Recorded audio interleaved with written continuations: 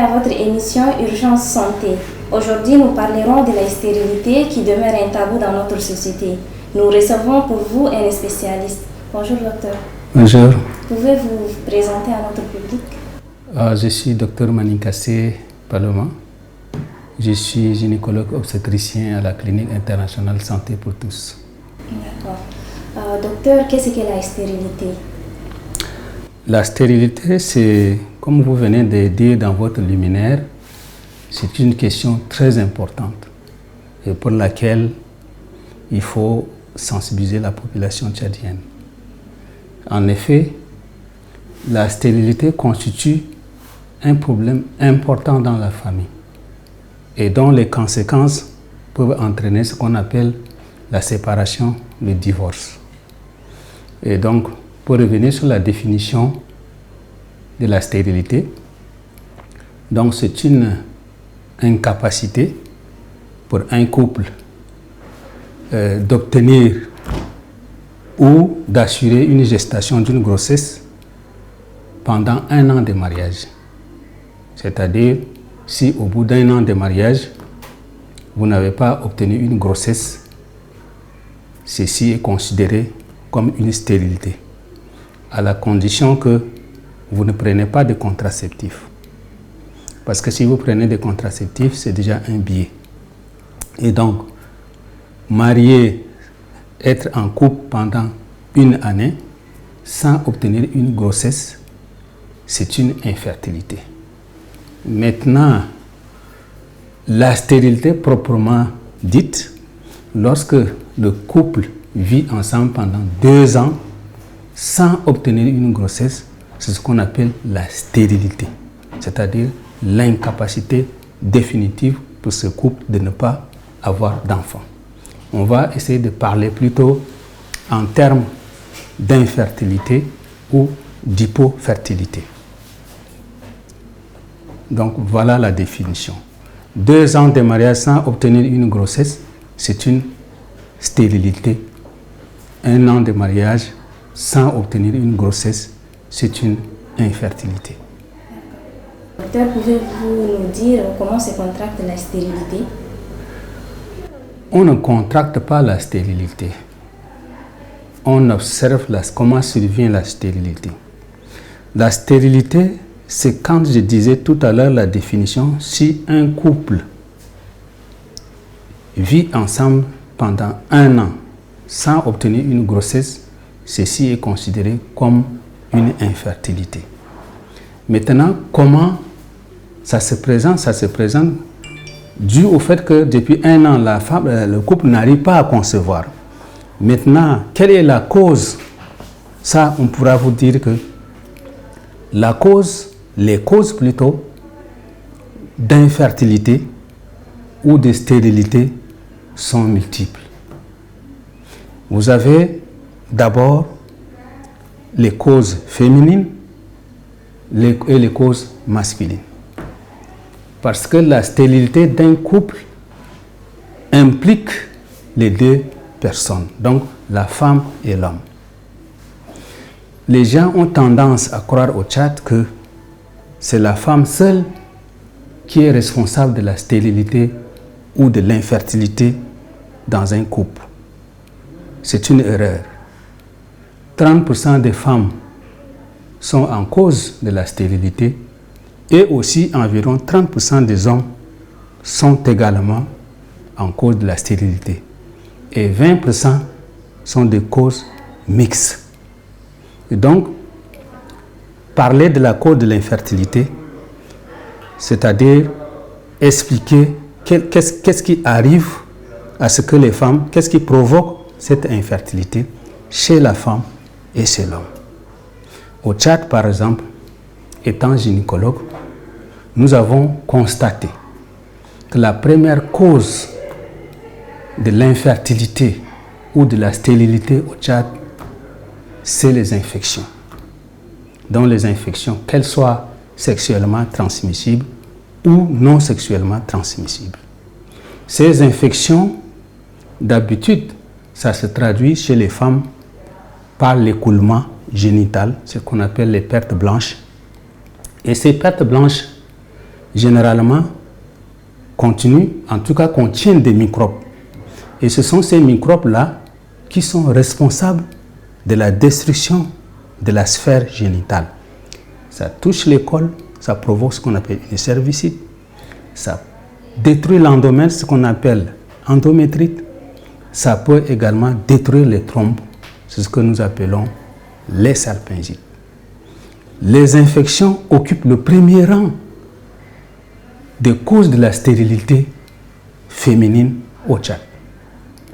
Vous avez également d'autres causes qui peuvent venir. Les perturbations hormonales, c'est-à-dire les femmes ont des troubles des règles. Les règles soit ne viennent pas du tout, des cycles anovulatoires, c'est-à-dire la femme peut avoir des règles mais il n'y a pas d'ovulation. Ceci est simplement provoqué par des perturbations hormonales. Rappelez-vous, les hormones, c'est quoi? Les hormones, ce sont des sécrétions des ovaires ou au niveau de la tête qui régulent le cycle de la femme. Grâce à ces hormones-là, que la femme ait les règles. Et grâce à ces hormones-là, qu'il y a production des ovules. Quand il y a production des ovules, il y a possibilité de fécondation. Donc, ces perturbations du cycle sont également la cause d'une stérilité ou d'une infertilité chez la femme. D'autres causes comme l'endométriose. L'endométriose, c'est quoi? L'endométriose, c'est lorsque une partie de l'endomètre, les tissus à l'intérieur de l'utérus, les parties se détachent lors des règles, ça se dissémine partout dans la cavité abdominale et ça peut provoquer une douleur intense pendant les règles, après les règles et sont souvent en cause de la stérilité aussi bien chez les jeunes filles que chez les vieilles femmes, les grandes femmes. Et donc, d'autres causes comme par exemple les fibromes utérins. Lorsque la femme présente un fibrome, et ces fibromes peuvent se situer à l'intérieur, en particulier sous muqueux, les fibromes qui se situent en sous-muqueux entraînent souvent des saignements abondants chez les femmes. Et ces saignements-là, pendant les règles, ces saignements ne terminent plus, ça peut durer 10 jours, 15 jours, et la femme continue à saigner. Donc, elle présente ce qu'on appelle un fibrome ou un myome sous-muqueux. Parfois, les fibromes sont dehors et ils sont gros. Ça pèse sur l'utérus. Ça peut également être cause de la stérilité chez la femme. Il faut également parler des ovaires macropolykystiques, donc qui contiennent beaucoup de kystes. Ces ovaires macropolykystiques peuvent être responsables de la stérilité chez la femme. Et donc, revenons sur le problème d'infection. Les infections, généralement, ça détruit les trompes et ça ferme les trompes, ce que nous appelons l'obstruction tubaire. Donc, quand les trompes sont obstruées, c'est-à-dire les trompes sont fermées, vous savez, le spermatozoïde ne peut pas traverser. Je voulais, par exemple, vous présenter comment ça se fait. Vous voyez, ici, vous avez ce qu'on appelle l'ovaire qui est là. Ça, c'est la trompe. L'ovaire ici, gauche, et la trompe. Au fait, les infections, les microbes passent, ça c'est le col utérin, ça c'est le vagin, le col de l'utérus, ça c'est à l'intérieur où se développe le fœtus. Là, les microbes passent et ils viennent boucher cette trompe. Ils bouchent les deux trompes. Or, si cette trompe-là est perméable, l'ovule qui est là, toutes ces substances que vous voyez, ce sont des ovules. Quand la femme ovule, l'ovule passe dans la trompe, ça circule et la trompe la ramène à l'intérieur. Mais il s'avère que le cas des femmes tchadiennes, ils ont des infections à répétition et toutes ces trompes sont fermées. Donc, l'ovule ne peut plus passer pour venir à l'intérieur. La femme fait normalement l'ovulation, mais l'ovulation tombe dehors parce qu'elle n'a pas la possibilité de passer pour revenir à l'intérieur. Donc voilà pourquoi 80% des causes, voire 50% des causes de la stérilité au Tchad, c'est l'obstruction de ces deux trompes. Ces deux trompes sont fermées à cause des infections, à cause des pertes blanches chez les femmes. Et donc, imaginez-vous, le problème d'hygiène se pose ici avec acuité. Quand vous voyez une femme par exemple, elle voit les règles, les pertes blanches. Et ces pertes blanches, il y a des caractéristiques. Les pertes blanches dites physiologiques, c'est-à-dire les pertes blanches normales. Là, toutes les femmes doivent avoir des pertes blanches normales. Et ces pertes blanches normales, ça n'a pas de couleur jaune. Ça ne dégage pas l'odeur. Ça ne s'accompagne pas de démangeaisons. Ni ça ne s'accompagne pas de douleurs au bas-ventre. Si une femme a des pertes blanches où ça ne démange pas, où il n'y a pas de coloration jaunâtre ou verdâtre, où elle n'a pas mal au ventre, ça c'est une perte blanche normale. En fait, les pertes blanches, Dieu a fait que les pertes blanches arrivent parce que les pertes blanches jouent un rôle dans le transfert des spermatozoïdes à l'intérieur. Quand vous voyez une femme, quand elle s'approche de l'ovulation, elles ont un écoulement filant, abondant. Et c'est ça qu'on appelle la glaire cervicale. Et ces glaires cervicales, c'est ce qu'on appelle aussi les pertes blanches. Et donc, cette glaire cervicale permet au déplacement des spermatozoïdes pour aller dans les trompes.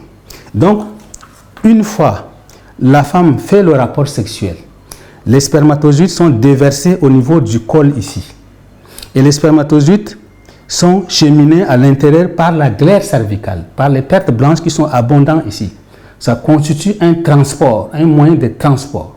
Donc les spermatozoïdes cheminent ici et rentrent dans l'utérus et continuent son chemin. La fécondation, c'est au tiers extérieur ici. La fécondation, ce n'est pas dedans. L'ovulation, c'est-à-dire l'ovule est décollé, ça vient, la trompe aspire et ça reste là.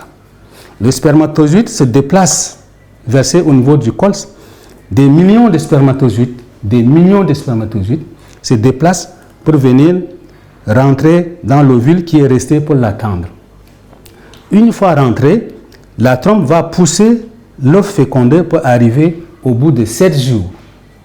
Au bout de 7 jours, une trompe qui est fécondée à l'extérieur de l'utérus, donc dans la trompe, sera ramenée à l'intérieur au bout d'une semaine.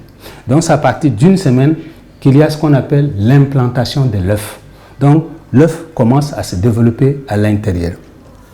Et donc les pertes blanches, qui n'est pas notre sujet du jour, mais qui contribuent d'une manière significative parce que les femmes ne font pas bien leur toilette intime. Ils mettent la main dans le vagin pour curer le vagin, alors que la main contient des milliers de microbes. Et donc, on conseille aux femmes, elles peuvent mettre dans le vagin à la seule condition de laver les mains avec l'eau de javel ou au savon avant d'introduire dans le vagin pour faire la toilette intime. Sinon, elle va s'auto-contaminer parce que la main en tant que telle, si vous déposez devant le microscope, ça contient des milliers de microbes, mais qu'on n'arrive pas à voir à l'œil nu. Donc, raison pour laquelle toilette intime avec de l'eau simple, c'est dangereux. Donc, vous allez vous auto-contaminer et vous allez développer, entraîner la contamination de votre sphère génitale qui va boucher vos trompes et être la cause de l'infertilité. Donc, c'est pour ça que j'ai insisté sur la cause infectieuse, parce que je vois que la plupart des femmes tchadiennes ont cette cause-là. Mais il y a également, il ne faut pas oublier la cause psychologique. La cause psychologique, c'est quoi? Lorsque vous vous mariez, les parents disent non, au bout d'un mois, 2 mois, 3 mois seulement, la femme doit être enceinte. Or, le délai n'est pas encore atteint. C'est vrai, on dit que 50% des femmes mariées pendant 3 mois, 50% d'entre elles peuvent avoir la grossesse. Mais s'ils n'ont pas eu la grossesse, ce n'est pas grave. Il faut aller jusqu'à 1 an pour savoir que vraiment la femme a un problème d'infertilité. Donc, cette façon de harceler la femme, la jeune fille étant mariée, on dit non, la fille là, elle est mariée depuis 3 mois, 5 mois, elle n'a pas d'enfant. Et qu'est-ce que la fille est? Elle a un traumatisme psychologique. Elle se dit non, le mois prochain, là, est-ce que je vais encore avoir les règles? Est-ce que je vais concevoir? Faisant ainsi un traumatisme psychologique. À chaque fois, quand les règles vont s'approcher, elle va commencer à penser. Et cette manière de penser va plutôt causer la stérilité. Parce que le problème psychologique, pour qu'il y ait l'ovulation, il faut que l'esprit soit tranquille. Et si l'esprit est perturbé, il n'y aura pas l'ovulation. Et quand la femme n'a pas d'ovulation, ça veut dire qu'elle n'aura pas la conception, l'ovulation, donc il n'y aura pas la fécondation. Donc, la cause psychologique est très importante. Que les gens sachent, si un couple s'est marié pendant 3 mois, 4 mois, ne vous précipitez pas à dire que non, pourquoi la fille là ne conçoit pas? Ça fait déjà 3 mois, elle n'a pas conçu. Pourquoi? Donc c'est une femme stérile. Non, il y a un délai pour ça. Donc, tout ça c'est pour expliquer les causes féminines. Revenons maintenant sur les causes masculines. Parce que les gens pensent, les hommes tchadiens en particulier pensent, en faisant correctement le rapport sexuel, en faisant une éjaculation normale, ceci est gage d'une stérilité, d'une fertilité. Mais c'est faux. Si vous faites correctement le rapport sexuel, vous éjaculez normalement, ceci ne vous donne pas raison de dire que vous êtes fertile. Vous pouvez concevoir. Non. Je disais tout à l'heure, 30% des hommes sont en cause de la stérilité chez l'homme. Dans le couple. 30%. Pourquoi? Parce qu'il y a souvent un défaut au niveau du spermogramme. Donc, en principe, lorsque l'homme fait une éjaculation, dans l'éjaculat, dans le liquide, il faut qu'il y ait au moins 20 millions de spermatozoïdes par millimètre cube. Donc au moins 300 millions de spermatozoïdes dans l'éjaculat. Là où il a éjaculé, il devrait avoir au moins 300 millions de spermatozoïdes. Et 20 millions seulement vont arriver au lieu de fécondation. Et c'est un seul spermatozoïde qui va rentrer dans l'ovule pour faire la fécondation. Et tout le reste serait rejeté. Et donc, malheureusement, ceux qui fument la cigarette, les chichas, qui sont des alcoolodépendants, donc ce sont ces gens-là qui vont avoir des déficits en spermatozoïdes. Donc, ils ne vont pas avoir des spermatozoïdes, le nombre suffisamment. Au lieu d'avoir 20 millions de spermatozoïdes par millimètre cube, ils auront moins que ça. D'autres n'auront même pas de spermatozoïdes, même pas un seul spermatozoïde. Pourtant, il fait l'éjaculation normale. Il fait le rapport sexuel normal. Et dans les éjaculats, il n'y a pas de spermatozoïdes. J'ai l'habitude de donner un exemple. Quand vous partez dans les fleuves, vous prenez de l'eau, vous avez la chance de ne même pas trouver un seul poisson. Et les poissons représentent ce qu'on appelle les spermatozoïdes. Et donc, vous éjaculez. Vous n'êtes pas sûr que vous pouvez concevoir. Donc, pour savoir si vous êtes fécond, vous pouvez féconder, vous êtes fertile. Il faut prendre d'abord ce spermatozoïde, ce sperme-là, aller analyser dans le laboratoire, et le laboratoire va vous dire non, le spermatozoïde ne contient pas de spermatozoïdes. Le sperme ne contient pas de spermatozoïdes. Ou bien le sperme contient peu de spermatozoïdes, le nombre n'est pas suffisant. Ou bien la vitesse des spermatozoïdes n'est pas suffisante. Parce que si vous faites le rapport avec une femme et que la femme, vous faites une éjaculation sur place, il faut attendre 2 heures du temps pour que les spermatozoïdes se déplacent pour arriver à destination. C'est-à-dire là où il y a l'ovule pour féconder. Généralement, après le rapport sexuel, la femme se lève vite pour aller aux toilettes. Là, ça réduit la chance. Ça réduit la chance. Après le rapport sexuel, la femme ne doit pas se lever. Elle doit être couchée pendant 2 heures du temps. Le temps où les spermatozoïdes arrivent à destination. Mais si elle se lève très tôt, c'est comme si les spermatozoïdes essaient de grimper pour aller en haut. Parce que la femme se lève, les spermatozoïdes ne peuvent plus grimper, tout tombe. Et ça réduit la chance. Donc, la stérilité concerne aussi l'homme. Mais c'est vrai, il y a d'autres hommes là, les spermatozoïdes, même si c'est suffisant, il y a le nombre la vitesse n'est pas suffisante. Il y a des spermatozoïdes qui sont très mal formés, parce qu'il y a des malformations au niveau du spermatozoïde. Si le taux de spermatozoïdes mal formés est très élevé, la personne ne peut pas concevoir. Si la vitesse des spermatozoïdes ne dépasse pas 50%, l'homme ne peut pas féconder. Si le nombre de spermatozoïdes n'atteint pas 20 millions par millimètre cube, l'homme ne peut pas féconder. Donc ce sont ces caractéristiques, ces paramètres du spermogramme qui est important. Donc pour savoir qui dans les deux couples, si c'est la femme qui est à cause de la stérilité ou bien c'est l'homme qui est en cause de la stérilité, on est obligé d'explorer les deux couples. Donc chercher les causes chez la femme et chercher également les causes chez l'homme. Mais la plupart des hommes tchadiens, qu'est-ce qu'ils viennent? Ils viennent me dire, docteur, il faut voir d'abord ma femme. Parce que ces hommes-là ont déjà fait le spermogramme, quelque part ils sont informés et ils savent qu'ils sont déficitaires. Ils ont une anomalie au niveau du spermogramme. Et ils ne veulent pas s'afficher. Donc ils mettent leur femme en devant parce qu'ils veulent impliquer, ils vont accuser sa femme pour dire que non, c'est ma femme qui a des problèmes de conception. Donc voilà, grosso modo, la cause de l'infertilité. Chez l'homme, il n'y a pas seulement que... C'est un problème hormonal également. L'homme, s'il a des difficultés hormonales, il ne peut pas produire suffisamment de spermatozoïdes. Il y a d'hommes qui ont des malformations, aussi bien que les femmes. Il y a des femmes qui ont des malformations et ils ne peuvent pas concevoir. Il y a des femmes qui n'ont pas d'utérus. Ils ont le vagin, mais ils n'ont pas d'utérus. Il y a des femmes qui ont l'utérus, le vagin, mais ils n'ont pas des ovaires. Et ça, ce sont des femmes qui sont définitivement stériles. Il n'y a pas une solution pour elles. Donc, voilà comment, et même l'homme également, il peut avoir des malformations chez l'homme. L'homme peut avoir une absence de testicules ou bien les canaux éjaculateurs qui sont mal formés, il ne peut pas évacuer. Donc, voilà les quelques éléments qui caractérisent le couple dans l'implication de l'infertilité ou de la stérilité. Est-ce que vous pouvez nous dire comment traiter la stérilité?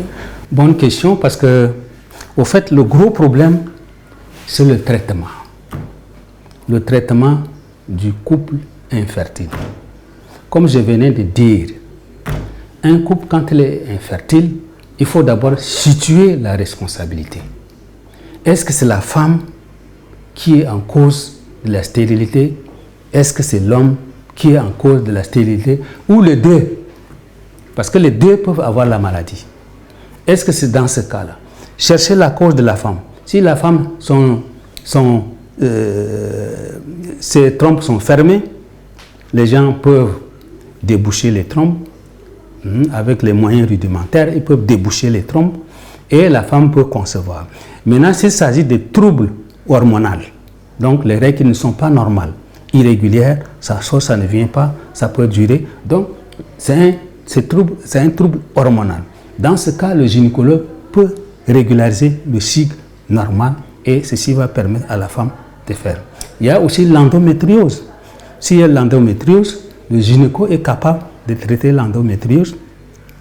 Il y a également les fibromes, le kyste, et tout ceci en faisant l'échographie, en faisant la radiohysterosalpingographie et en faisant l'examen gynécologique, le gynécologue est en mesure de savoir la cause de l'infertilité chez la femme et faire un traitement correct. Il en est de même chez l'homme. Si l'homme présente une azospermie, ça dépend, c'est-à-dire une absence totale de spermatozoïdes, le gynéco va chercher pourquoi il n'a pas de spermatozoïdes. Est-ce que le défaut là c'est au niveau des hormones? Est-ce que le défaut là c'est au niveau de ses testicules qui ne produisent pas? Il a des hormones normales. Est-ce que les testicules ne produisent pas les spermatozoïdes?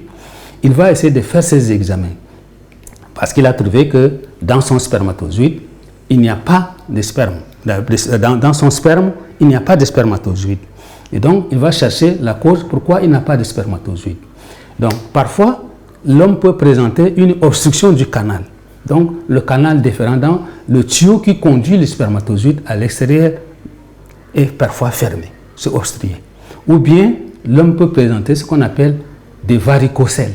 Donc, les vaisseaux sont dilatés. Et quand les vaisseaux sont dilatés, surtout au niveau des testicules, ça conduit moins, ça ne favorise pas le déplacement rapide des spermatozoïdes. Parfois, c'est des infections aussi, c'est l'homme. Parce que l'infection ne touche pas que seulement la femme. L'infection, l'homme peut présenter ce qu'on appelle une prostatite chronique. Donc une infection de la prostate ou bien une infection des testicules qui peut le conduire à une stérilité. Donc, d'autres causes que je n'avais pas évoquées et qui n'est pas fréquent, c'est les femmes qui subissent une chimiothérapie. Donc, elle a les cancers, elle a subi la chimiothérapie. Là, ça va essayer de bloquer ses ovaires, ça va bloquer ses ovaires qui ne va plus produire les spermatozoïdes, les ovules. Il en est de même la radiothérapie. Si la femme subit la radiothérapie pour un problème de cancer, après ça devient difficile parce que la radiothérapie va détruire le capital folliculaire au niveau de ses ovaires. C'est pour ça que la femme ne pourra pas ovuler correctement. Et même s'il va ovuler, ça sera une malformation des ovules, donc, qui va l'exposer à un risque de stérilité. Donc le traitement, c'est possible dans les deux cas, c'est de savoir la cause. Et le dernier recours du traitement, c'est-à-dire vous ne pouvez plus trouver de solution, la femme a les trompes bouchées complètement, ou bien l'homme a des spermatozoïdes très peu. L'idéal, maintenant, c'est de faire la procréation médicalement assistée, ce qu'on appelle la fécondation in vitro. Ça, c'est le dernier recours. Le dernier recours pour la femme pour qui les trompes sont fermées et pour l'homme qui a peu de spermatozoïdes. Donc, on vient juste, on ponchonne, on prélève les ovules de la femme après avoir lui donné des produits pour exciter les ovules en grande quantité, et on prélève les ovules de la femme. On prélève également le spermatozoïde, le sperme de l'homme. Et dans le sperme, on va prélever les spermatozoïdes. On va les mettre en contact dans un bocal. Et ces spermatozoïdes vont féconder l'ovule dans un bocal. Cher public, ainsi prend fin notre émission Urgence Santé. Merci de nous avoir suivis et à très prochainement.